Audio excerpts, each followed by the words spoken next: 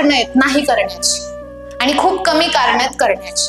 So आज आपल्याला आपलं गोल, आपलं निश कळलं पाहिजे आयुष्याचं. माणूस तोच पळतो ज्याला त्याचं आयुष्याचं निश माहिती असतं. माहितीये निश म्हणजे काय? काय कोण सांगू शकतं? एनीवन कॅन एक्सप्लेन तुमच्या आयुष्याचं निश? निश ह्या शब्दाचा अर्थ काय? येस, ध्येय. आयुष्यात मरेपर्यंत तुम्ही कुठली गोष्ट करू शकता आणि काय करायचंय तुम्हाला.